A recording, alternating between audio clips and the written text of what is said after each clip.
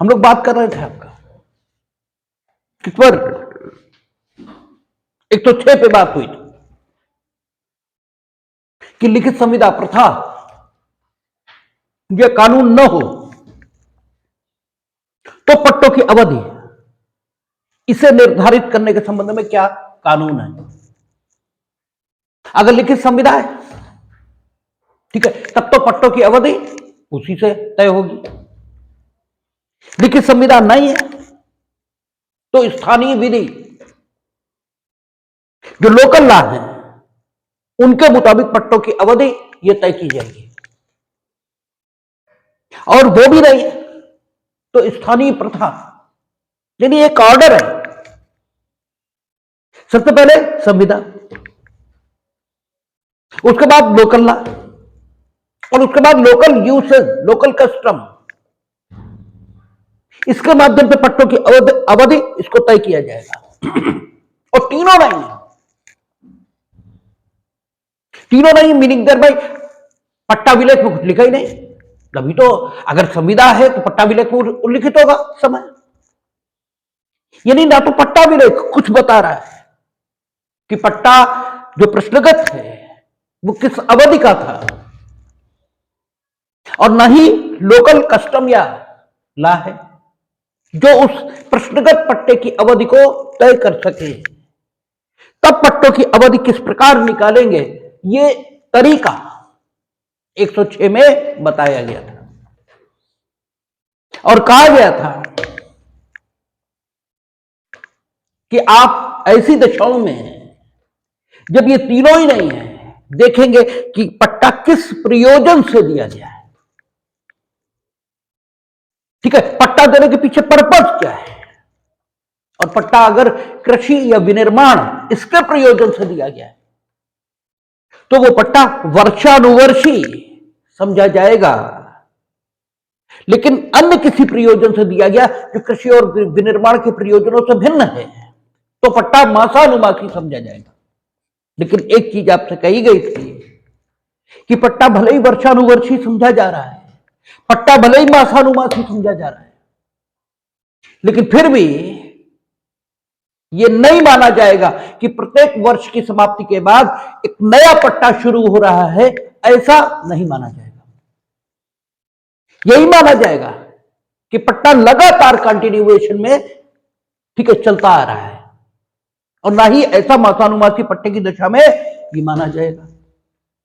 आपसे यह भी बताया गया था कि ये अगर हम मान लेंगे कि प्रत्येक बार नया पट्टा शुरू हो रहा है, वर्षानुवर्षी पट्टा माने जाने की दशा में अगर हम ये माने कि प्रत्येक वर्ष नया पट्टा शुरू हो रहा है तो फिर दिक्कत क्या आएगी?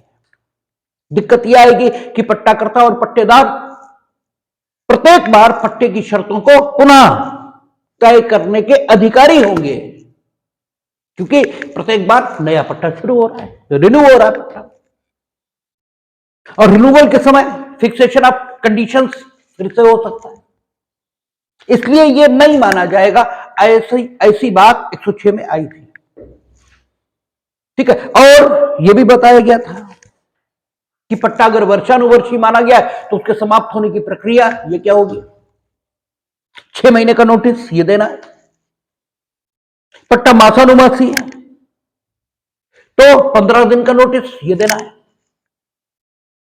ठीक है, यह भी बताया गया था कि अगर आपने नोटिस जो दिया उसमें समय का उल्लेख ये 6 महीने या 15 दिन से कम का है, लेकिन इनफैक्ट जो लिटिगेशन आपने फाइल किया पट्टेदार की बेदखली के लिए वो उस समय के व्यतीत होने के उपरांत अर्थात 6 महीने या 15 दिन बीत जाने के उपरांत जैसी भी स्थिति हो आपने फाइल किया है तो वो लिटिगेशन ठीक फाइल हुआ है ऐसा माना जाएगा। ये सारी बातें आपको 106 में बताई गई थी। अब सेक्शन 107 पट्टे कैसे किए जाते हैं। ठीक है, प्रोसीजर प्रक्रिया क्या हो पट्टों को करने की।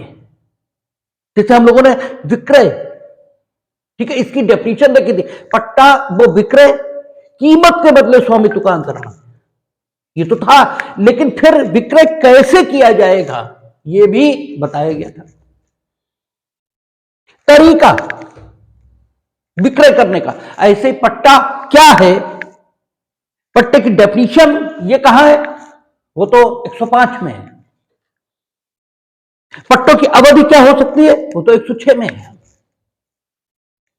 और पट्टे कैसे किए जाएंगे, ये बात 107 में है।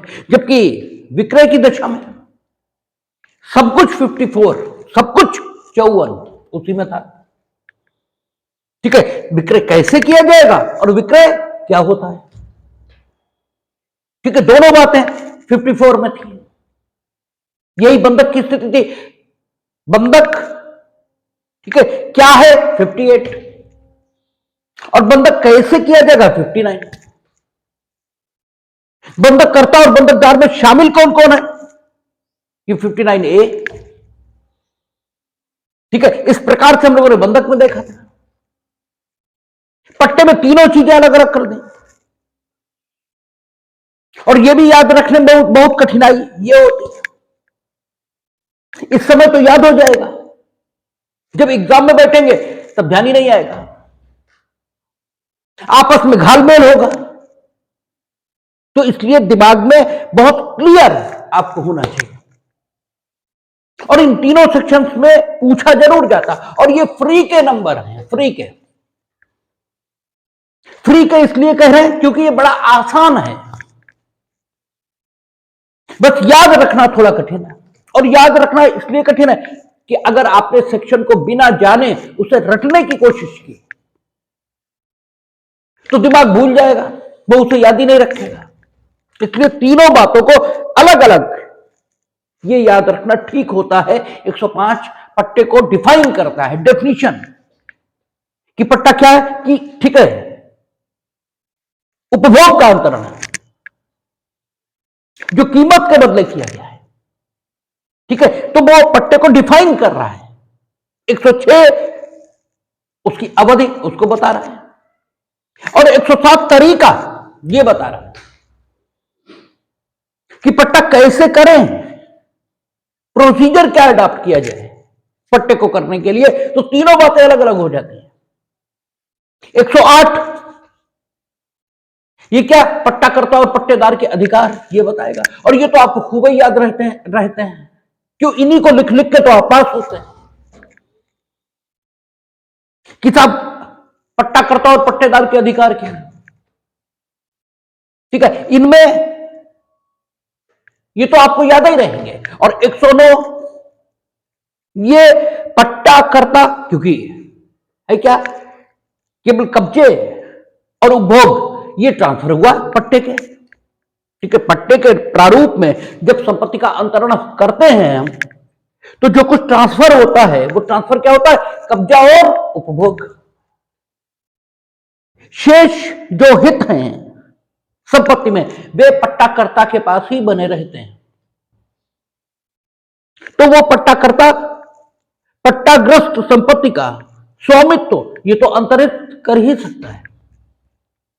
स्वामित्व यानी जो उसके पास बचा हुआ, कब्जा और उपभोग निकालने के बाद जो बची हुई संपत्ति उसके पास है, ठीक है, उसको ट्रांसफर वो कर सकता है। उसने अगर ट्रांसफर कर दिया तो जो पट्टाकर्ता का अंतिरथी आएगा, ठीक है, पट्टाकर्ता के दो अंतिरथी हो गए। एक वो अंतिरथी जिसे पट्टेदार कहा जाएगा, और किसके लिए वो पट्टाकर्ता है। पट्टाकर्ता, ठीक है, पट्टाग्रस्त संपत्ति का अंतरण करने के लिए तो पट्टे के बाद भी सक्षम बना रहेगा।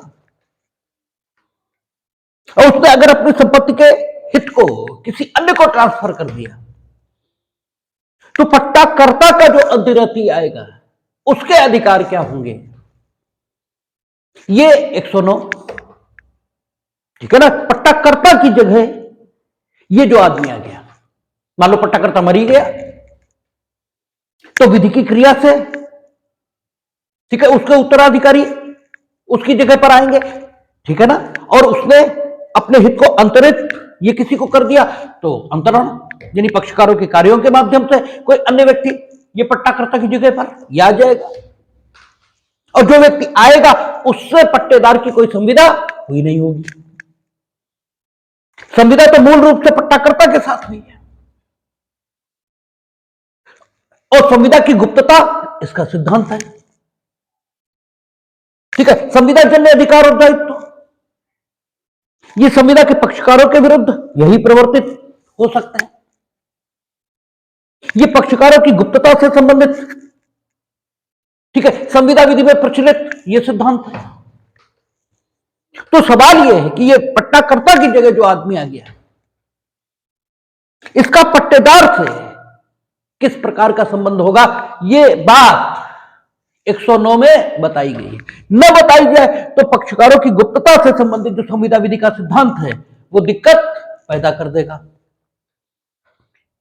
आपको ये जरूर मालूम होना चाहिए कि कानून में जो सेक्शन है वो क्यों है। जब तक ये नहीं मालूम होता है तब तक दिमाग उस सेक्शन को याद नहीं रखता। 110 ये बताता है पट्टा कब से शुरू होगा,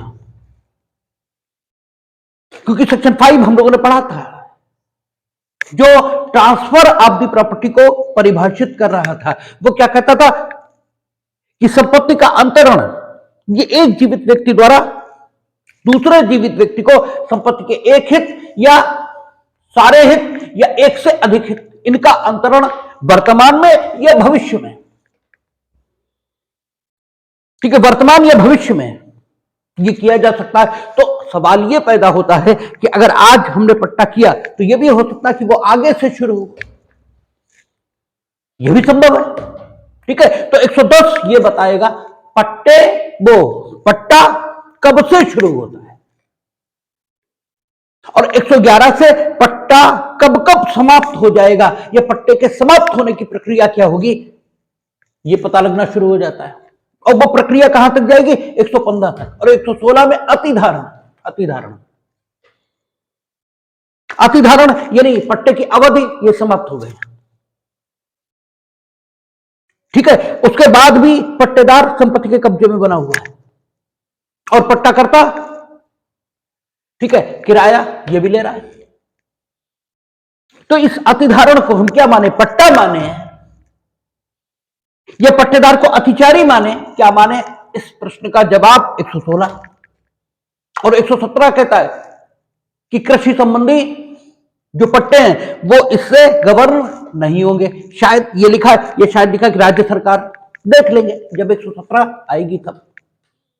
बस पट्टा खत्म। इसके बाद विनिमय 118, 119, 120, 121 और 122, 123 से दान है। ठीक है, तो आप देखेंगे तो आसान है, कोई कठिन बात नहीं है। आज हम लोग जो बात करेंगे वो किस पर करेंगे, 107 पट्टा कैसे किया जाएगा। तो पट्टा करने का तरीका बता रहा है। क्या कहता है, देखें, कहता है स्थावर संपत्ति का वर्षानुवर्षीय या 1 वर्ष से अधिक किसी अवधि, ठीक है, या वार्षिक भाटक आरक्षित करने वाला पट्टा। तीनों ही पट्टों की बात की उसमें। स्थावर संपत्ति का वर्षानुवर्षीय पट्टा कौन सा हुआ, कृषि या विनिर्माण के प्रयोजनों से। जबकि स्थावर संपत्ति, ठीक है, का वर्षानुवर्षीय पट्टा किया गया है, तो वो किया कब जाएगा, कृषि या विनिर्माण के प्रयोजनों से, और पट्टा विलेख में किसी अवधि का उल्लेख न हो। ठीक है, तभी तो होगा। ठीक है, यानी संविदा के माध्यम से उस पट्टे की अवधि को सीमित ये न किया गया हो। ठीक है, तो कहता है स्थावर संपत्ति का वर्षानुवर्षीय या 1 वर्ष से अधिक अवधि या वार्षिक भाटक आरक्षित करने वाला पट्टा केवल रजिस्ट्रीकृत लिखत द्वारा किया जा सकेगा। अब इसमें छूट कौन कौन से गए, मासानुमासी, 1 वर्ष तक के पट्टे, 1 वर्ष तक के, क्योंकि वर्षानुवर्षीय आ गया, और 1 वर्ष से अधिक अवधि का पट्टा ये भी आ गया। ठीक है, लेकिन ठीक 1 साल का पट्टा ये नहीं आया, 1 साल से कम का पट्टा ये भी नहीं आया, मासानुमासी पट्टा ये भी नहीं आया। ठीक है ना। अच्छा, इसके अलावा 1 वर्ष से कम अवधि का भाटक आरक्षित करने वाला पट्टा, ये भी नहीं आया। ठीक है, लिखा क्या है कि आप 1 वर्ष से कम अवधि का, ठीक है, पट्टा अगर कर रहे हैं या 1 वर्ष तक का पट्टा कर रहे हैं, तो संविदा के माध्यम से तो ऐसा कर ही सकते हैं, क्योंकि संविदा, ठीक है, इसके माध्यम से तो पट्टे की कोई अवधि ये फिक्स कर सकते हैं पक्षकार, और संविदा न हो, ठीक है, और स्थानीय विधि और प्रथा ये भी ना हो, तब पट्टे की अवधि ये 106 से तय होगी, तब वो मासानुमासी है। लेकिन पक्षकारों ने संविदा के माध्यम से 9 महीने का पट्टा कर लिया, पक्षकारों ने संविदा के माध्यम से 2 महीने का पट्टा कर लिया, तब तो ये संभव ही है, ठीक है ना। संविदा न करें, स्थानीय विधि और प्रथा ये भी ना हो, ठीक है, फिर उन्होंने अगर पट्टा किया और वो कृषि या विनिर्माण के प्रयोजनों से भिन्न है, यानी न तो संविदा है न स्थानीय विधि और प्रथा, तब पट्टे की अवधि किससे तय होगी? पट्टा किस प्रयोजन से किया गया है उसके मुताबिक। लेकिन स्थानीय विधि, प्रथा और संविदा, इसके माध्यम से तो पट्टे की किसी भी अवधि का निश्चय पक्षकार ये कर सकते हैं, ठीक है ना। तो 160 जो प्रक्रिया बता रहा है, ठीक है, तो वो प्रक्रिया 107 के प्रथम पैरा में उन पट्टों के संबंध में बताई गई जो वर्षानुवर्षी है। वर्षानुवर्षी चाहे आपने संविदा के माध्यम से किया, चाहे आपने स्थानीय विधि और प्रथा इसके मुताबिक वे वर्षानुवर्षी मान लिए गए, या कृषि या विनिर्माण के प्रयोजनों से हैं, तब तो माने ही जाएंगे, तब तो माने ही जाएंगे। वर्षानुवर्षी पट्टा है या 1 वर्ष से अधिक अवधि का है, 1 वर्ष का नहीं, 1 वर्ष से अधिक अवधि। 1 वर्ष अलग बात है और 1 वर्ष से अधिक अलग बात है। ये हम लोग कहां सीआरपीसी में भी देखते हैं, कहां 167 सबसेक्शन 2 कहता है कि उन अपराधों की दिशा में जिनमें कारावास की सजा जो दी जा सकती है 10 वर्ष या उससे ज्यादा है, 10 वर्ष या उससे ज्यादा है, ठीक है, या आजीवन कारावास या मृत्युदंड यह है, ठीक है, 10 वर्ष या उससे ज्यादा का कारावास या मृत्युदंड या आजीवन कारावास। तो अन्वेषण के लिए जो अधिकतम अवधि ये अन्वेषण अभिकरण के पास होगी वो कौन सी होगी? 90 दिन। और 10 साल से कम, ठीक है, ये अवधि अगर कारावास की है तो उन अपराधों के संबंध में अन्वेषण करने के लिए अन्वेषण अभिकरण के पास जो समय होगा वो कितना होगा? 60 दिन। 10 वर्ष या उससे ज्यादा, ठीक है, तो 10 वर्ष से ज्यादा अलग बात है, 10 वर्ष अलग बात है, और 10 वर्ष से कम ये तीसरी बात है। ऐसे यहां कह रहा वर्षानुवर्षी पट्टा है, 1 वर्ष से अधिक का पट्टा है, या वार्षिक भाटक आरक्षित करने वाला पट्टा है। वार्षिक भाटक जिसमें कि इतने रुपए वार्षिक भाटक पर यह संपत्ति आपको दी जा रही है, तो वार्षिक भाटक आरक्षित करने वाला पट्टा है। यह तो किससे? रजिस्ट्रीकृत लिखित, इससे ही होगा। 3 प्रकार के पट्टे, वर्षानुवर्षी, 1 वर्ष से अधिक, ठीक है, और साथ में आपका एक वार्षिक भाटक आरक्षित करने वाले। लेकिन मासानुमासी पट्टा, 1 वर्ष का पट्टा और 1 वर्ष से कम अवधि का पट्टा 11 महीने का, ठीक है, उसके संबंध में कोई बात प्रथम पैरा में नहीं कही गई, ठीक है। सेकंड पैरा इन पट्टों के बारे में बात कर रहा है। सेकंड पैरा क्या कहता है? स्थावर संपत्ति के अन्य सब पट्टे, सारे पट्टे उसने शामिल कर लिया। उसने कहा स्थावर संपत्ति के अन्य सब पट्टे हैं, या तो रजिस्ट्रीकृत लिखत द्वारा या कब्जे के परिधान सहित मौखिक करार द्वारा किए जा सकते हैं। यानी खाली मौखिक करार आपने कर लिया नहीं, ठीक है। That oral agreement which is made by you with other party, ठीक है, वो कैसा होना चाहिए? That must be supported by delivery of possession, ठीक है, उसके साथ डिलीवरी ऑफ पोजेशन ये भी होनी चाहिए। जैसे मुस्लिमों में क्या है? हिबा, ये बिना कब्जे के परिधान के, ठीक है, कब्जे के परिधान के बिना हिबा, ठीक है, ये मान्य नहीं है। तो ऐसे यहां है, कब्जे का परिधान, मौखिक करार प्लस डिलीवरी ऑफ पोजेशन, ऐसे करिए, या रजिस्ट्रीकृत लिखत द्वारा। अन्य सब पट्टे, क्योंकि लिखत, रजिस्ट्रीकृत लिखत द्वारा आप कर रहे हैं, ज्यादा कर रहे हैं तो कोई दिक्कत है ही नहीं। इसके संबंध में हम लोगों ने section 92, sorry section 91 evidence act वो भी देखा था। उसने कहा था जहां संपत्ति का कोई परिधान विधि की अपेक्षा के अनुसार या विधि की अपेक्षा के बिना लेखबद्ध स्वरूप में यह कर लिया गया है, तब संपत्ति के उस परिधान के निबंधन, ठीक है, सिर्फ उस लिखत के द्वारा ही अभिनिश्चित किए जाएंगे।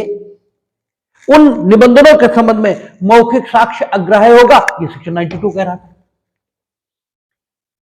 और 91 कह रहा था कि अन्य किसी भी प्रकार का द्वितीय साक्ष्य, ठीक है, उन निबंधनों के बारे में तभी ग्राह्य होगा जब धारा 65 के मुताबिक, ठीक है, उस लिखत का द्वितीय साक्ष्य लिया जाना विधि अनुज्ञात करती है।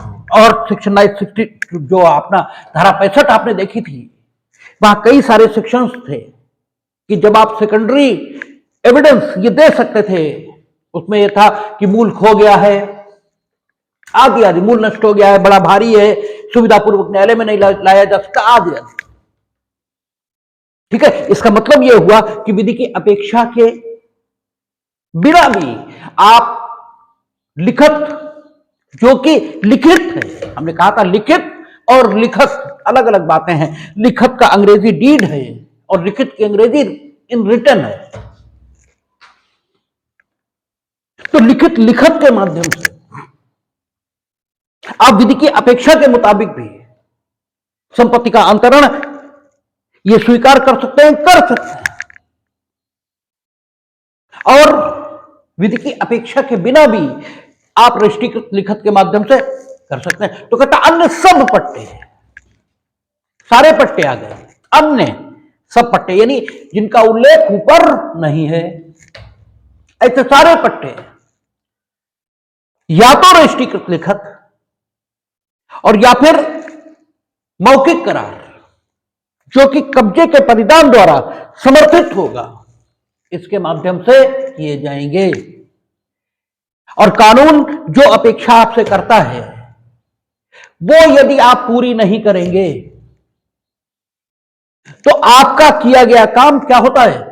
शून्य, यह मान लिया जाता है। जैसे अवयस्क, उसकी संविदा होती ही नहीं, क्योंकि संविदा सक्षम कौन कौन है ये बताया गया है, उसमें वह व्यक्ति संविदा सक्षम ही नहीं है जो जिसने पूर्ण वय उस विधि के मुताबिक प्राप्त नहीं की है, जिस विधि के अधीन वो है, ठीक है। तो यहां भी जब कानून ने तरीका बता दिया कि आप इस ढंग से पट्टा करेंगे, तो अगर उस ढंग से आपने नहीं किया तो प्रभाव क्या होगा? शून्य, हुआ ही नहीं कुछ भी, ठीक है। हां, आनुषांगिक प्रयोजनों के लिए इस पट्टे को, ठीक है, जो कि धारा 107 के मुताबिक नहीं किया गया है, हुआ माना जा सकता है। ये लाइन लिखी होती है और आपको समझने में बड़ी दिक्कत होने लगती है कि इसका क्या मतलब हुआ। इसका मतलब यह है कि ठीक है, 107 की भावना के मुताबिक पट्टा नहीं हुआ, तो वो पट्टा है ये तो नहीं मानेंगे, पट्टा तो नहीं है। लेकिन अगर उस पट्टे में प्रीमियम के तौर पर पट्टेदार ने पट्टाकर्ता को कोई रकम ये दे दी है, या पट्टेदार उसे पट्टा मानकर, पट्टा समझकर प्रतिमाह भाटक के रूप में कोई रकम ये देता रहा है पट्टाकर्ता को, तो पट्टा तो है ही नहीं, पट्टा तो है ही नहीं है। इसलिए पट्टेदार इस प्रीमियम में भाटक के भुगतान पर पट्टेदार के अधिकारों का उपभोग करने का हकदार ये तो नहीं हो सकता,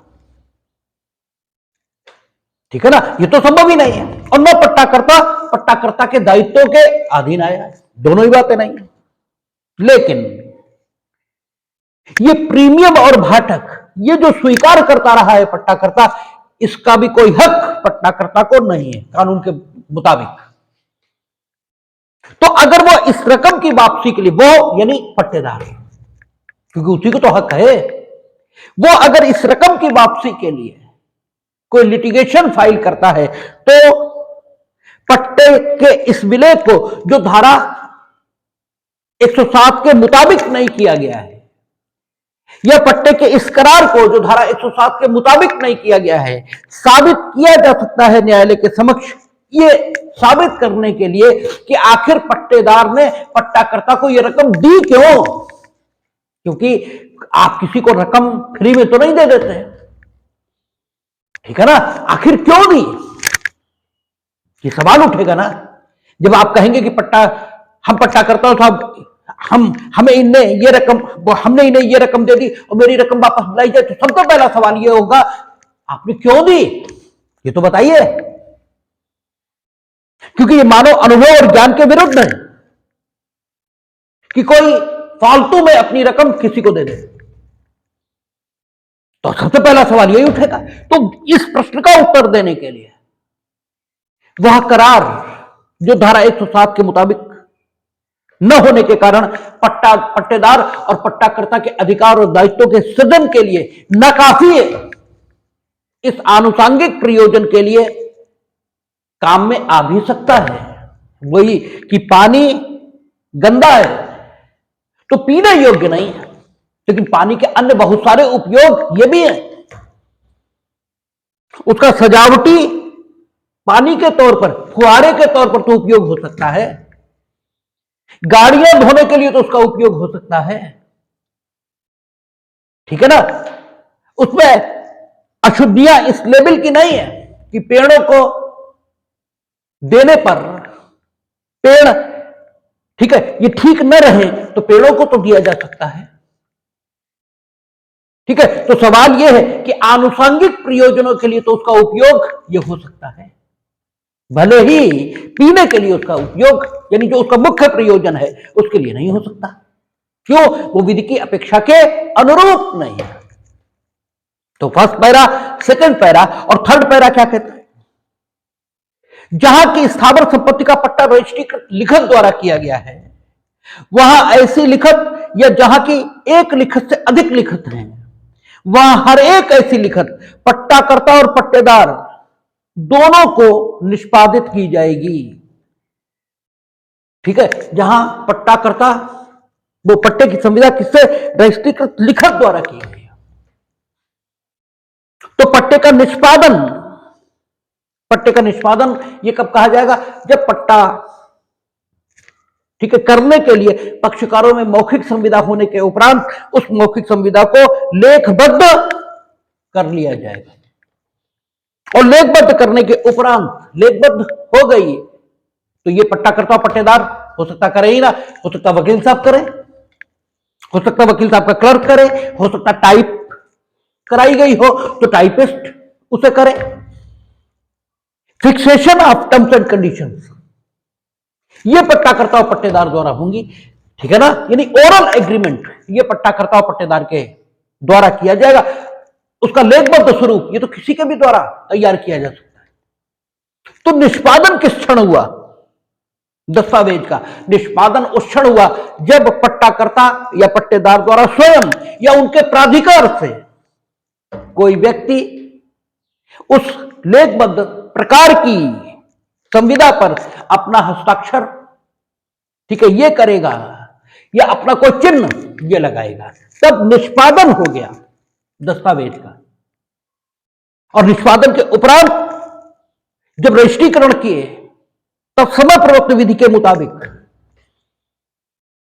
उस दस्तावेज से संबंधित प्रविष्टि राज्य सरकार के उस कार्यालय में रखे रजिस्टरों में प्रविष्ट कर दी जाएगी। जो रजिस्टर राज्य सरकार ने, ठीक है, अपने द्वारा खोले गए कार्यालय जिसे रजिस्ट्री ऑफिस नाम से जाना जाता है उसमें रख कर दिए जाएंगे, तब वो रजिस्टर्ड हो गया है डॉक्यूमेंट, ये कहा जाएगा। ठीक है, इससे पूर्व उसका निष्पादन होगा पक्षकारों के द्वारा जब वे अपना निशानी अंगूठा या हस्ताक्षर उस दस्तावेज पर लगाएंगे, इसे निष्पादन बोलते हैं। और निष्पादन एक पक्षकार के द्वारा किया जा सकता है, जैसे विक्रय की संविदा। आप पुराने विक्रय पत्र देखें अपने जन्म से पूर्व के, तो वो विक्रेता द्वारा निष्पादित आपको मिलेंगे। उसमें क्रेता, उसके सिग्नेचर्स नहीं होंगे। क्यों?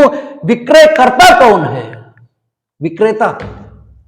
निष्पादन पूर्व में विक्रय पत्र का सिर्फ विक्रेता करता था, क्रेता नहीं करता था। कालांतर में फ्रॉड इतना ज्यादा होने लगा कि आज की स्थिति यह है कि क्रेता और विक्रेता दोनों दस्तावेज का निष्पादन करते हैं, जो विक्रय पत्र के तौर पर यानी सेल डीड यानी बैनामा इस नाम से जाना जाता है। आज बात अलग हो गई है, लेकिन पट्टे की दशा में प्रारंभ से ही 1882 से नियम यह चला आ रहा है कि पट्टा विलेख का निष्पादन कौन करेगा? यदि वह रजिस्ट्रीकृत लिखत के माध्यम से किया गया, मौखिक किया गया तब तो उसका कोई सबूत थोड़ा ही होगा भाई, वो तो कब्जे के परिणाम द्वारा पट्टाकर्ता द्वारा पट्टेदार कर दिया जाएगा। लेकिन अगर रजिस्ट्रीकृत, ठीक है, लिखत के द्वारा हुआ तो उसका निष्पादन पट्टाकर्ता और पट्टेदार दोनों करेंगे। यह बात 1882 से प्रचलन में है। 1882 से विक्रय, इसका निष्पादन सिर्फ विक्रेता करता चला आ रहा था, लेकिन यहां पर स्थिति डिफरेंट है। फिर चौथे उसमें क्या कहता है, परंतु राज्य सरकार शासकीय राजपत्र में अधिसूचना द्वारा समय समय पर निर्दिष्ट कर सकेगी कि वर्षानुवर्षी या एक वर्ष से अधिक अवधि के या वार्षिक भाटक आरक्षित करने वाले पट्टों को छोड़कर स्थावर संपत्ति के पट्टे या ऐसे पट्टों का कोई वर्ग अरजिस्ट्रीकृत लिखत द्वारा या कब्जे के परिधान बिना मौखिक करार द्वारा किया जा सकेगा। ठीक है, यानी एक हुआ रजिस्ट्रीकृत लिखत और एक हुआ लिखत तो है किंतु रजिस्ट्रीकृत नहीं कराई गई, केवल निष्पादित हुई। क्योंकि रजिस्ट्रेशन ये फर्दर स्टेप है, पहले ठीक है लिखा जाता है, फिर निष्पादन होता है, फिर रजिस्ट्रेशन ये होता है। ठीक है, तो वे पट्टे जो वर्षानुवर्षी एक वर्ष से अधिक अवधि के हैं या वार्षिक भाटक आरक्षित करते हैं, वो तो रजिस्ट्रीकृत लिखत से ही होंगे। अन्य सब पट्टे या तो रजिस्ट्रीकृत लिखत से और या कब्जे के परिणाम द्वारा, ठीक है, मौखिक करार। ये राज्य सरकार ये व्यवस्था कर सकती है कि वे पट्टे जिनका रजिस्ट्रीकृत लिखत के द्वारा किया जाना जरूरी नहीं है, उनको छोड़कर अन्य सब पट्टे, ठीक है, उनके संबंध में राज्य सरकार ये व्यवस्था कर सकती कि उनमें से अमुक प्रकार के पट्टे, यानी उन्होंने कहा कि अगर दुकान खोलने के लिए मासानुमासी पट्टा ये लिया जा रहा है, दुकान खोलने के लिए मासानुमासी पट्टा एक विशेष प्रयोजन के लिए, तो या तो ये रजिस्ट्रीकृत लिखत द्वारा ही किया जाएगा, सॉरी, या तो ठीक है, हाँ ठीक है, या तो रजिस्ट्रीकृत लिखत द्वारा, लेकिन राज्य सरकार ये भी व्यवस्था कर सकती है कि ये केवल लिखत द्वारा किया जाएगा, रजिस्ट्रीकृत उसका होने की कोई जरूरत नहीं। या उन्होंने कहा कि घास निकालने की स्थावर संपत्ति का पट्टा, घास निकालने का अधिकार, पशुओं के लिए घास निकालने का अधिकार, ये स्थावर संपत्ति भूमि से उत्पन्न होने वाला लाभ ये माना जा सकता है। यद्यपि घास, उगती घास, फसलें और खड़ा काष्ठ स्थावर संपत्ति की परिभाषा में नहीं आती, ठीक है ना, लेकिन घास, पशुओं के लिए घास निकालने का अधिकार, ये संपत्ति से उत्पन्न होने वाले लाभ, इसकी सूरत में स्थावर संपत्ति बन भी सकता है, ठीक है। और वो पट्टा राज्य सरकार ये कर सकती है कि केवल मौखिक करार द्वारा, कब्जे के परिधान की कोई जरूरत नहीं किया जा सकेगा। तो ये आप देखते हैं 107 ये बताती है पट्टे कैसे किए जाएंगे, ठीक है ना। और 108 पढ़ने की कोई जरूरत नहीं, पढ़ने की जरूरत नहीं कहने का तात्पर्य इसे पढ़ाने की कोई जरूरत नहीं, बाकी पढ़ने की जरूरत आपके लिए तो है ही है। क्यों इसलिए पढ़ाने की जरूरत नहीं, क्योंकि यही लिख लिख के तो पास हुए हो, अब क्या ये भी पढ़ाई जाए, इसका क्या मतलब है, ठीक है। एलएलबी भर यही तो लिखी है, इसके अलावा तो कुछ जाना ही नहीं है। पूरी टीपीए में क्रेता और विक्रेता के अधिकार, बंधकदार और बंधककर्ता के अधिकार, पट्टाकर्ता और पट्टेदार के अधिकार, और दान कैसे किया जाता है, इसी से तो टीपीए में पास हुए हो, ठीक है।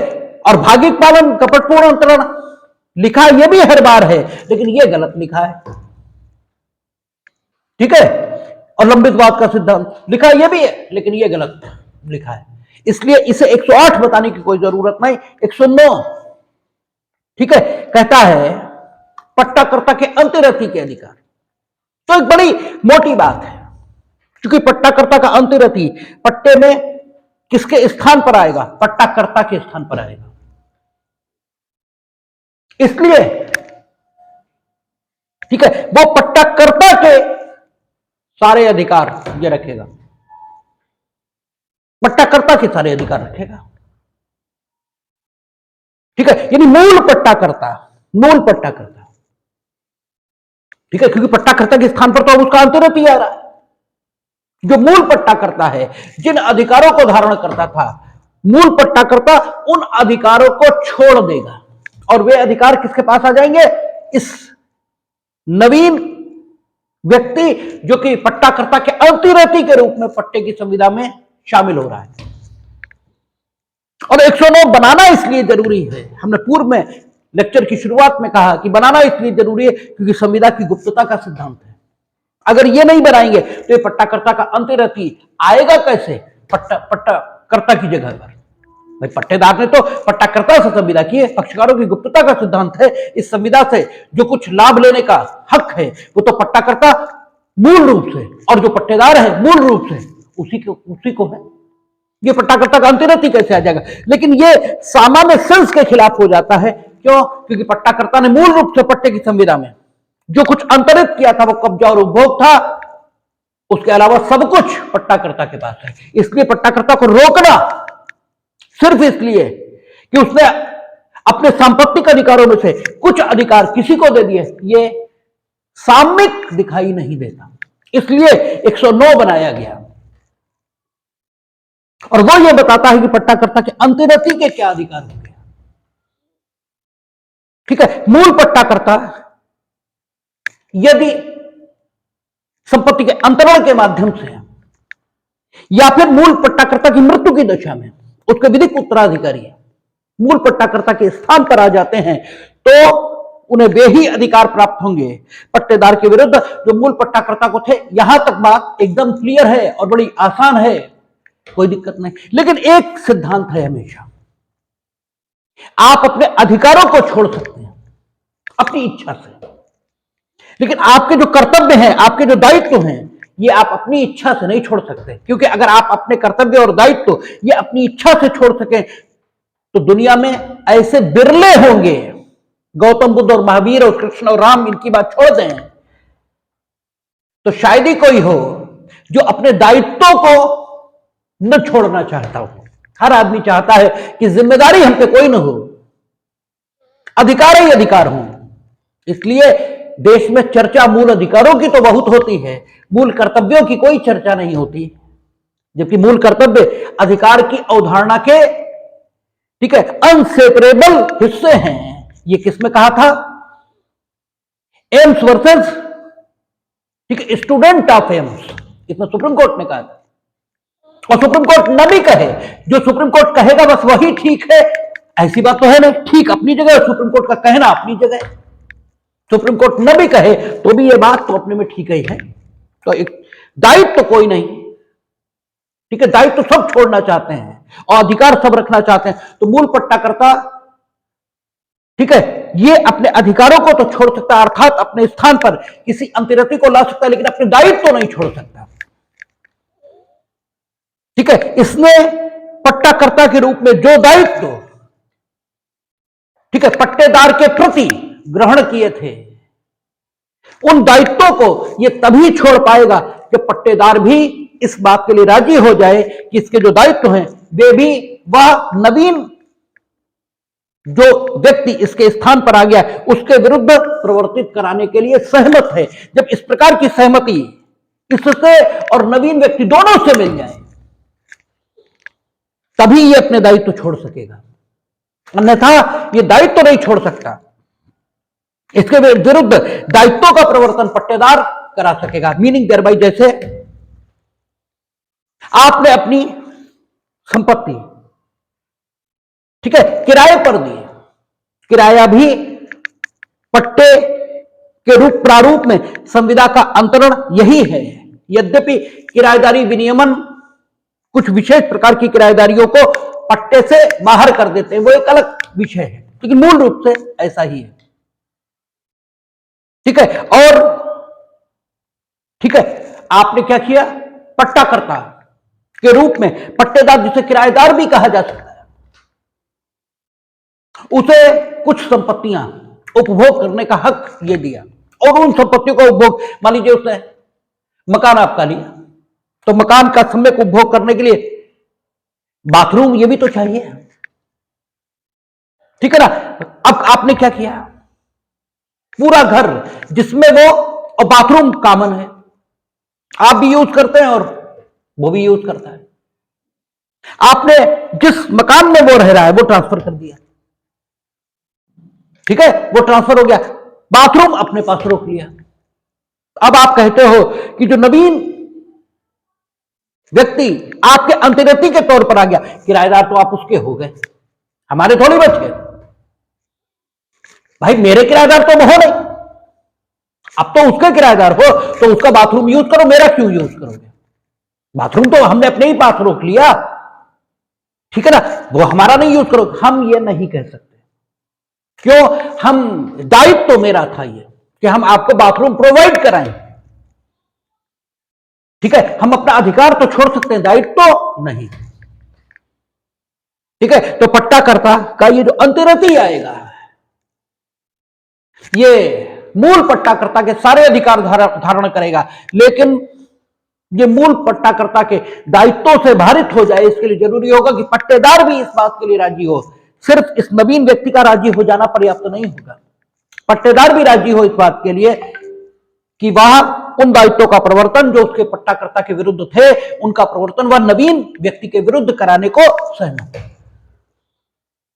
लेकिन जिस दिन अंतरण हुआ, जिसके माध्यम से नवीन व्यक्ति पट्टाकर्ता के अधिकारों में आया है, उस दिनांक से पूर्व यदि कोई भाटक प्रीमियम वगैरह, ठीक है, ये बकाया थी, तो उसका हकदार मूल पट्टाकर्ता ही होगा, ठीक है ना, क्योंकि उस समय तो आप थे नहीं। हां, आगे से ये नवीन व्यक्ति, क्योंकि अधिकार मूल पट्टाकर्ता के इसके पास आ गए, इसलिए प्रीमियम भाटक आदि बकाया का आगे जो कुछ ड्यू होगा उसका हकदार ये होगा, ठीक है ना। तो इस प्रकार ये रहेगा, ठीक है। अच्छा, अगर असहमति हो जाए दोनों के बीच,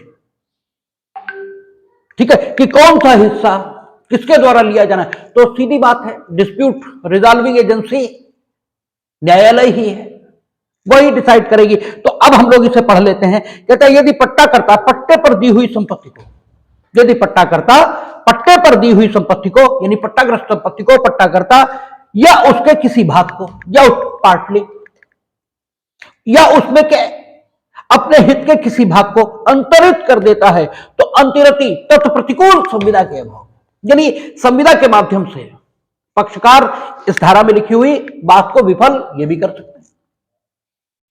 वो ये कर सकते हैं कि ठीक है, सारे दायित्वों का निर्वाह पट्टाकर्ता, ठीक है, जो नवीन पट्टाकर्ता के अंतर्गत के रूप में जो व्यक्ति आ गया यही करेगा। पहले भी कहा आपसे ये, लेकिन मूल पट्टेदार इससे सहमत होना चाहिए, क्योंकि तत्कुल संविदा के अभाव में उस अंतरिक संपत्ति या भोग के बारे में पट्टाकर्ता के वे सब अधिकार तब तक रखेगा, और यदि पट्टेदार ऐसा निर्वाचन करे तो पट्टाकर्ता के सब दायित्वों के अधीन तब तक रहेगा जब तक वह उसका स्वामी रहता है। यानी नवीन व्यक्ति जब तक पट्टाग्रस्त संपत्ति का स्वामी रहेगा तब तक वह मूल पट्टाकर्ता के सब अधिकार तो रखेगा, लेकिन मूल पट्टाकर्ता के सब दायित्वों का निर्वहन ये नवीन व्यक्ति करे। ऐसा तभी हो पाएगा जब पट्टेदार भी इस बात का निर्वाचन करे, यानी पट्टेदार भी इस बात के लिए तैयार हो जाए, तभी दायित्वों का निर्वहन ये करेगा। ठीक है, अगर दायित्वों के संबंध में अलग व्यवस्था है, अधिकार तो चले जाएंगे, दायित्व तो तभी जाएंगे जब पट्टेदार भी इस बात का निर्वाचन कर ले। ठीक है ना, केवल ऐसे अच्छा, किंतु पट्टाकर्ता का पट्टे द्वारा अपने पर आरोपित दायित्वों में से किसी से, ठीक है, आरोपित दायित्वों में किसी के अधीन रहना केवल ऐसे अंतरण के कारण ही परिविरत न हो जाएगा जब तक कि पट्टेदार अंतरति को अपने प्रति दायी व्यक्ति मानने का निर्वाचन न कर ले। बात को एकदम क्लियर किया, बात वहीं पर क्लियर हो गई कि यदि पट्टेदार भी ऐसा निर्वाचन करे तो दायित्वों के अधीन होगा, लेकिन बात को एकदम क्लियर कर दिया कि पट्टाकर्ता केवल इसी कारण से अपने दायित्वों के निर्वहन से परिविरत न हो जाएगा कि उसने संपत्ति की ट्रांसफर कर दी, नो, जब तक कि पट्टेदार भी इस बात के लिए राजी न हो जाए। ठीक है, परंतु अंतरों से पहले भाटक के शोध बकायों का हकदार नहीं है, और यदि पट्टेदार यह विश्वास करने का कारण न रखते हुए कि ऐसा अंतरण किया गया पट्टाकर्ता को भाटक दे देता है तो पट्टेदार अंतरति को ऐसा भाटक पुनः देने का दायी नहीं होगा। ठीक है, अंतरण से पहले के जो भाटक ड्यू हैं वो तो मूल पट्टाकर्ता वही लेगा, और ये मूल पट्टाकर्ता और नवीन सबका ये दायित्व भी है कि पट्टेदार को बताएं कि ट्रांसफर हो चुका है। अगर इन लोगों ने नहीं बताया और पट्टेदार ने मूल पट्टाकर्ता को, ठीक है, अगले महीने का भाटक या प्रीमियम की शेष राशि ये दे दी, तो जो नवीन अंतरति है पट्टाकर्ता का, ये दोबारा उससे भाटक मांगने का हकदार नहीं होगा, क्योंकि ये आपकी ड्यूटी है। आप बताओ, उसे सूचना दो कि भाई अब मूल पट्टाकर्ता को आपको भाटक प्रीमियम देने की कोई जरूरत नहीं, अब हम आ गए हैं, हमें दीजिए। आप नहीं बता रहे, भाई उसे क्या बोलो, सपना आ रहा है, वो जाकर दे आया मूल पट्टाकर्ता को, तो अब दोबारा तुम क्यों मांगोगे, सवाल ही नहीं है। ठीक है ना, अब पट्टाग्रस्त संपत्ति एक मकान है, उसका आधा भाग आपने ट्रांसफर कर दिया, आधा आपके पास है, तो भाटक में कौन सा भाग आपके द्वारा, और भाटक का क्या है, फसलों के अंश के रूप में या सेवा के रूप में, मुद्रा के रूप में हो तो बड़ा आसान है, ठीक है, कि इतना आप लोगे इतना आप लोगे। अब वो सेवा के रूप में या फसलों के अंश के रूप में हो सकता है 105 के मुताबिक, तब कौन सा अंश आपको मिले और कौन सा अंश जिसे आपने अंतरित किया है उसे मिले, अगर सहमति से तय हो जाए तो बात अलग है, और सहमति से तय नहीं होगा तो फिर एक ही तरीका, न्यायालय और मुकदमा। ठीक है, तो वही थर्ड पैरा कह रहा है कि पट्टाकर्ता, अंतरति और पट्टेदार, तीन पक्ष हो गए ना, पट्टाकर्ता, अंतरति और पट्टेदार, यह अवधारित कर सकेंगे कि पट्टे द्वारा आरक्षित प्रीमियम या भाटक का कौन सा अनुपात इस प्रकार अंतरित भाटक के लिए देय है, और उनमें असहमत की दशा में ऐसा अवधारण ऐसे किसी न्यायालय द्वारा किया जा सकेगा जो पट्टे पर दी गई संपत्ति के कब्जे के लिए वाद को ग्रहण करने की अधिकारिता रखता है, और ऐसा न्यायालय कहां अवधारित होगा, सीपीसी। ठीक है, पट्टे से संबंधित विवाद भी अचल संपत्ति से संबंधित विवाद है, और स्थानीय क्षेत्राधिकार अचल संपत्ति के संबंध में 16, 17 और 18 सीपीसी के प्रावधान, उसी के मुताबिक न्यायालय निश्चित करके और उसमें यह मुकदमा ला करके कि कौन सा भाग किसके द्वारा लिया जाए, यह तय किया जा सकेगा। ठीक है, समय समाप्त हो रहा है, शेष बात हम लोग कल कर लेंगे। और कल मुझे लगता है कि पट्टा शायद 2 दिन में अब कंप्लीट हो जाए, ऐसा हमें लगता है।